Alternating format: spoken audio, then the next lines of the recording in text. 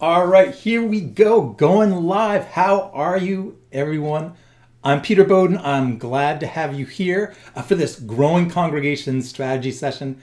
I'd love for you to say hi in the chat if you're joining live, and if you watch the replay, just know you can comment as we go, and I respond to all the comments. So say hi in the chat so I know where you're tuning in from. I always love knowing where you are in the world, congregation role, anything to help me connect with you. In this session, we're going to go into how to use community groups, a kind of standard or common community group format. And I want to share specifically a model with you. You can adapt it, but the concept is to take a common standardized community group format that you can train your congregation to be familiar with, they can fall in love with it, and then anytime you want to promote connection, community building, help people build deeper relationships and advance your congregation's mission, vision, goals, you have this approach. And by using the same model consistently and the same name, we're talking community groups as kind of like this universal approach you can use, people know what you're talking about, and we can kind of get over some of the challenges of, wait, what's this program? What's this thing? So we're kind of standardizing. How do we gather when we need to talk in how do we need to talk, like when we want to come together? So there's a comment that the closed captioning may not be showing up live. If that's the case, I apologize. The captions will be there for the replay, so I'll look into that.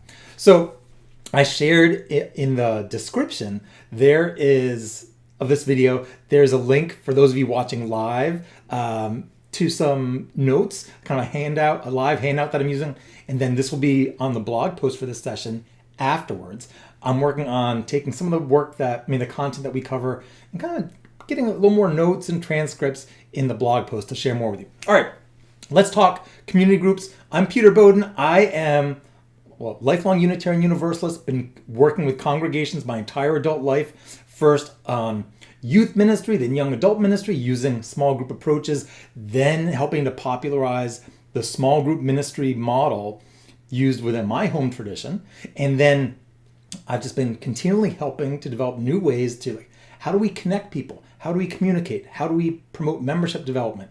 And so just know that my work is anchored in small groups and different forms of group ministry.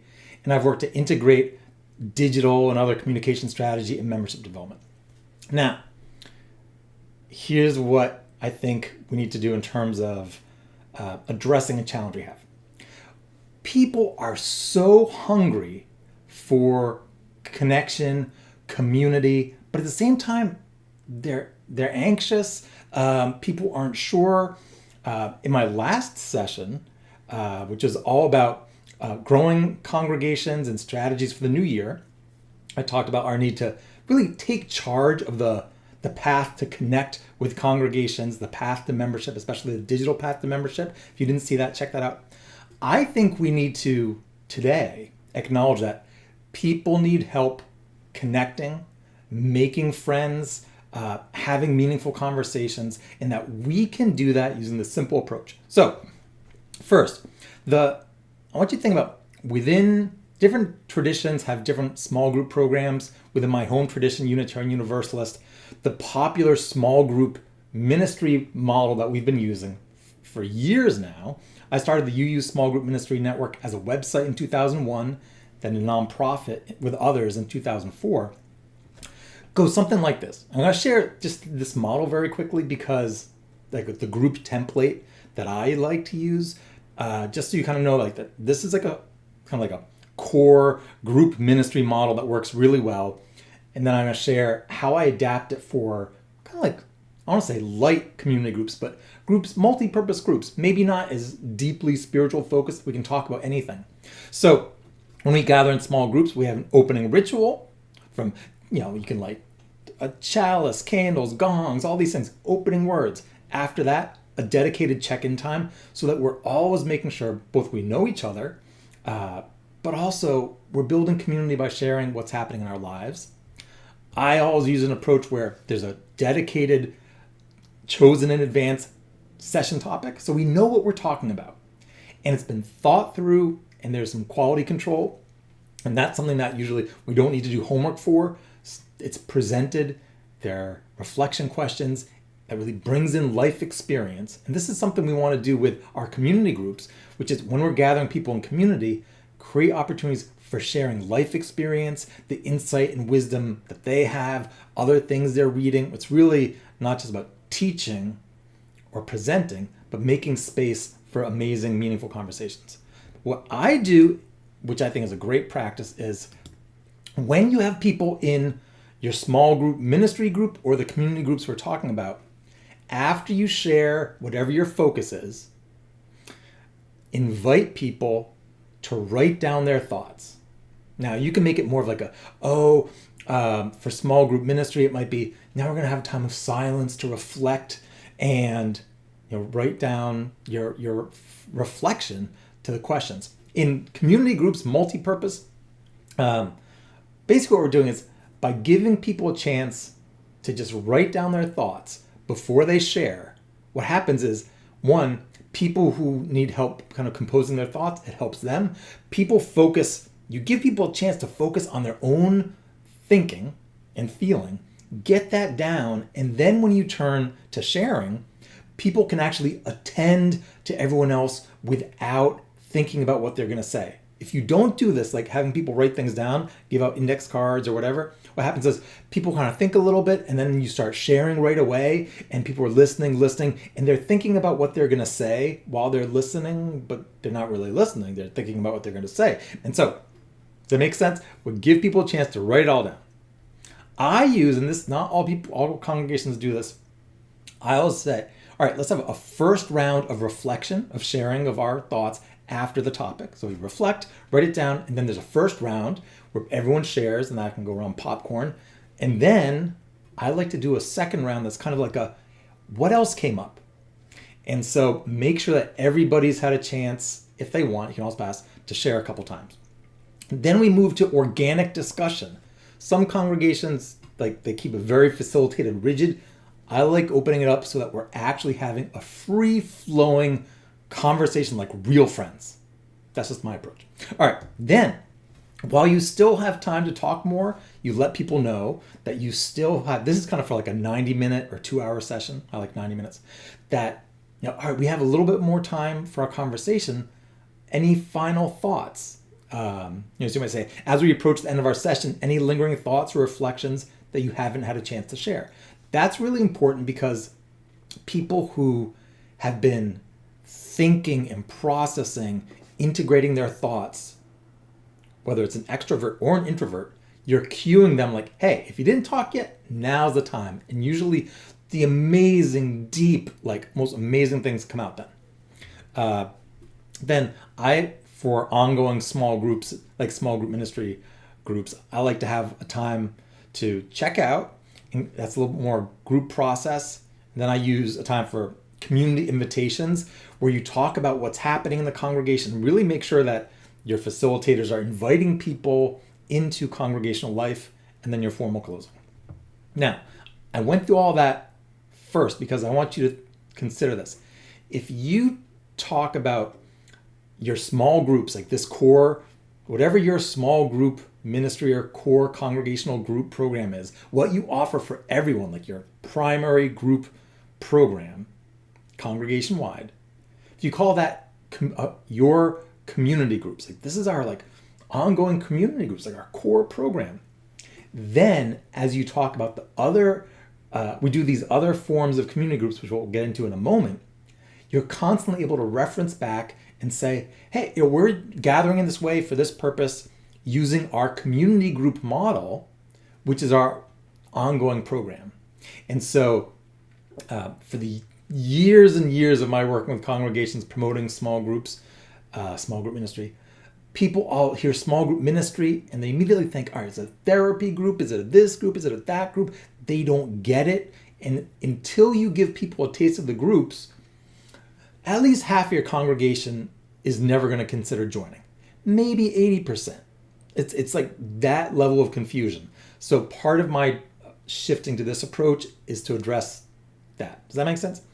So now, I want you to imagine if we're needing to build community, our ministry, our congregational life is built on relationships. If we have to be doing this, like how we formalize the way we do it, and not leave it to individuals to connect as they come in. So what I recommend doing is use a community group model. And so in the document I shared, same basic format. You have an opening where you frame while you're gathering, introductions and check-in. With newcomers, I'll use questions like, well, actually, let me share the different contexts for where we can use this within congregational life, and then we'll go back to the format.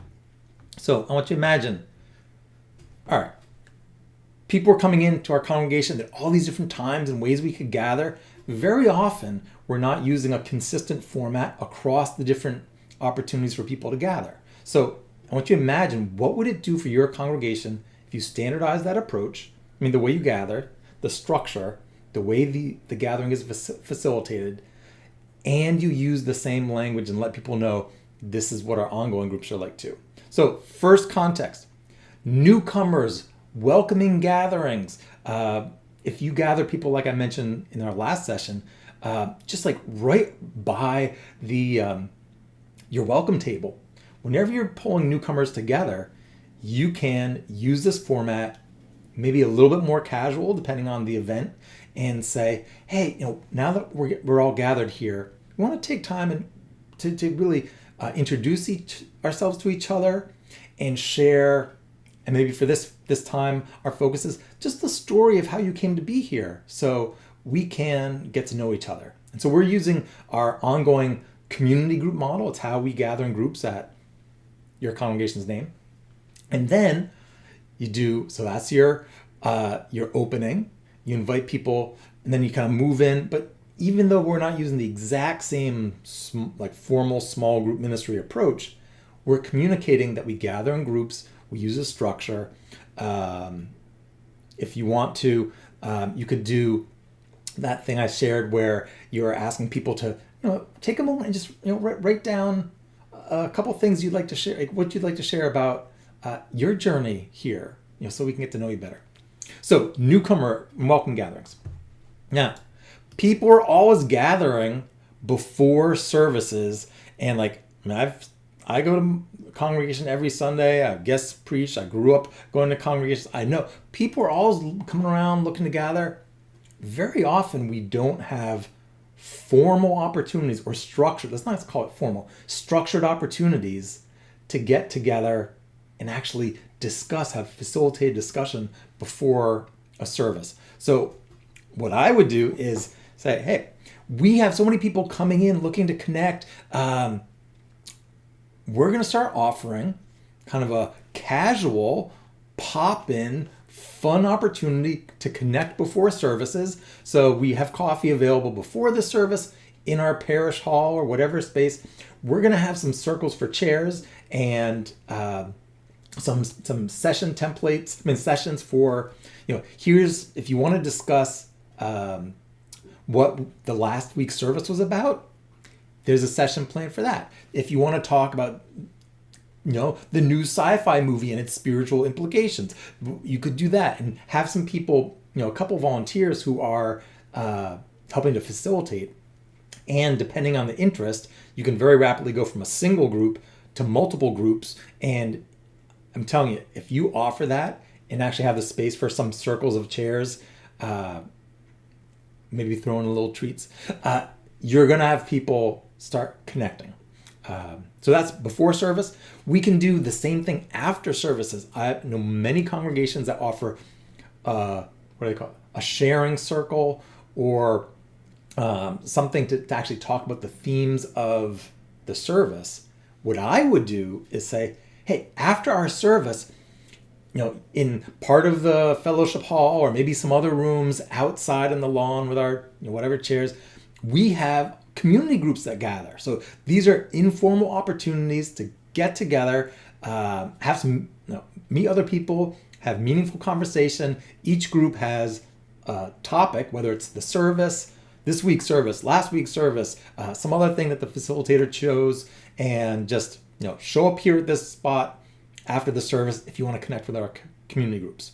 So, I mean, I know so many people who would love to be in small groups, but they don't join ongoing small groups because their schedule's volatile. So like this kind of pop up, just groups gather, phenomenal.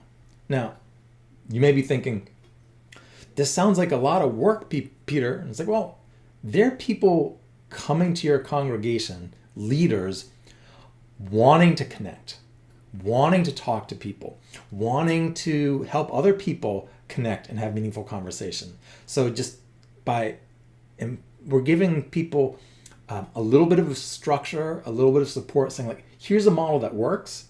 You can adapt it, but just know that we're using a common structure, framework, and language just to make sure it's, people can all share, that it's productive, meaningful, and it ties into how we gather longer term. Then you have your ongoing community groups. So you might have your core small group program, a small group ministry program. If you don't have an ongoing small group ministry program, congregation-wide, and you need help with that, let me know. So you can have your ongoing small group ministry program, small group program. I do think it would be great to shift the language of what you call that to community groups, because I'm quite confident that the language we're using for a lot of our formal group-based ministries are a turnoff for a lot of people in confusion. So just shifting the name could really help you get better results and be of service to people. So that's kind of like your core, number 4. 5, and I think this is incredibly exciting, powerful, and almost like a critical use case. And that's pop-up groups. Pop-up groups. What do I mean by pop-up groups? I remember when September 11th happened, everyone comes to church, we have to gather. Well, a case like that is like, well, when there's a need in our world, like we have to come together, something happened and we have to talk. What's the format? You can use a community group format and say, hey, send out the email after service on, say it's Sunday, we're going to do community groups speaking to whatever the issue. And everybody knows what community groups are. Maybe you do some training for your leadership on that process, but you build a discipline and an understanding of like, here's this model, we can use it anytime, this structure works for these reasons. It's a universal approach, a group-based approach that's really successful. So I like to think of it as a superpower for promoting connection and meaning in congregations, thereby growing congregations. So it could be something like something happened in the world, pop-up groups. Maybe you don't call it pop-up groups, but just you're doing it like that one time after the service. Now, when the Barbie movie and Oppenheimer were coming out, there was so much going on about those movies. I would say like, that's a cultural phenomena. Let's do pop-up groups on this date after our service on the theme of Barbie, and there you go. It could be special events. If you have like I know a town where there's a big anniversary, like the town's so many years old, and say it's 100th anniversary of your town, or 400 years for some of you. Big anniversary. Maybe you're doing a celebration, some event. You might do like community groups around that. But the main idea is that pop-up groups are just single shot. You can do groups around a very special need, whether it's an urgent need in our world, in your community, or something fun, pop culture. So questions on that? Let me know if you have thoughts on that. Now, for the community group model, now for some of these, depending on what you're doing, you want it to be a little less formal, a little simpler the format. And so you definitely want to be able to adjust depending on what it is. So like if I'm having a circle of chairs near where our welcome table is, I might really focus on, all right, as people, once we have a few people say, hey, let's, now that there's several of you here or 4 of you here, we want to just let's go do a little process. This is similar to our community groups that we have here. We use a structure like this. Just going to do a quick welcome, opportunity to introductions, kind of check in, and then our focus is going to be sharing really the story of how we came. And then that's kind of that. For if you're doing newcomer events, that's more like people who've been coming for a while, and it's like a newcomer gathering. You might have whatever formal, agenda you have for your newcomer gathering, but it's great to have opportunities where as soon as you can, newcomers to your congregation get to share their stories, have deeper conversation, and engage with people. So within the community group model, just know that you say, like, if you're going to ask a more challenging question or something that people have to think about, invite them to write it down. If you're asking people to share the story of how they came to be in your congregation, that's very easy. People don't have to think too much about it. Does that make sense? Let me know if you have questions in the comments now or via the replay. Let's just shift to what is the benefit of using this approach. Just kind of like recap.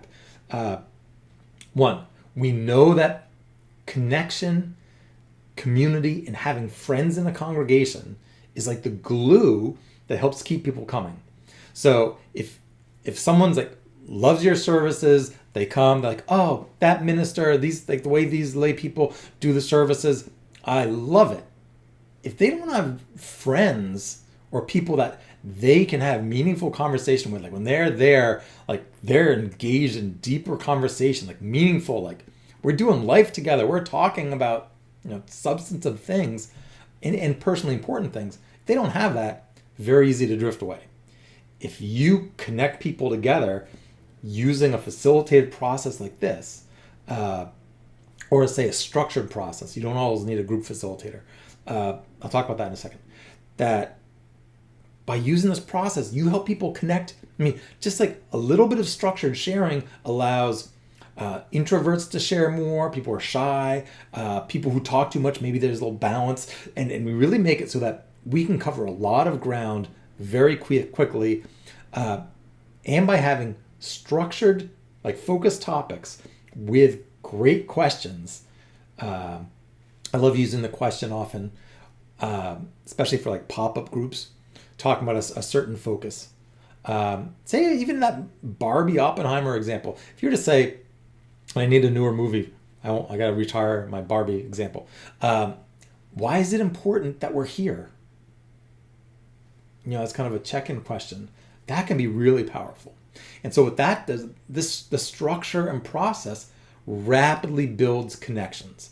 So over the years of my working with groups, I've helped a lot of congregations run sessions where, I have one more group opportunity that I'm going to share. I'll make a note. It's actually one of my favorites. It's now our bonus way to use these groups. In your service, structure a service so that within the service, you're actually running a community group experience. Maybe it's just people around them, 4 people around the chairs around them, within a pew. Maybe you're blessed with an open floor plan and you're going to do an event where, a service where you're actually going to have people move into small groups, but you actually build within your process, your service. And maybe like the core, like the welcome introductions, like you're not doing that for the whole service, but you come to a core point where you have people turn to have an authentic, period of reflection and sharing. So there's a very quick introduction, like who are you next to? And then that facilitated, a specific topic that they discuss and reflect on. When I've done that in services, my home congregation years ago, and as a guest, I've heard stories that say a family is in the service and they turn and talk, and there are a couple of other people that end up talking, and the child who's 8 years old has a real interaction with a member of the congregation that's been around them for years, but they actually shared stories, and then all of a sudden they're saying hi to each other for years to come. And then that person, that adult, years later becomes, in the coming of age program, the mentor for that child, because you actually had people talk to each other during your service. So that's our bonus, number 6. All right. So all together, these things work together to promote connection, community, and just facilitate the relationship building process that I think people really need a little bit more help with today. Just the way we're a little fractured, distracted, but also by using a common model, common language, and having everyone come to know, hey, this is what our community group process is, that we can really help more people connect rapidly with your congregation and your members and friends in a meaningful, deep way that really supports them and nurtures your congregation, your growth, really help you be of service. So that's it for this session. If you have questions, feel free to reply and I'll pop up in the comments. And also any questions that come in, I can add some notes to our follow-up. So thank you for being here. If you use this approach at all or have follow-up questions, feel free to email me. I love hearing your stories. And if you look in the description of this video, if you're not already on my email list for congregational leaders, you can subscribe. So you get invitations to the live streams, other training news, follow-up posts with transcripts, notes, highlights, the video replay, and also I take our live sessions, like most of my video content, and put it into an audio podcast. So you can always connect. Like if you can't be here, just know that you can always just search for The Peter Bowden Show on your favorite podcast app, wherever you listen to podcasts. All right, friends, hope you have a great one. And there's an issue with the captions for this session. So I'm going to check on that, make sure we have closed captioning, because that's important. All right, thank you so much. I'll talk soon.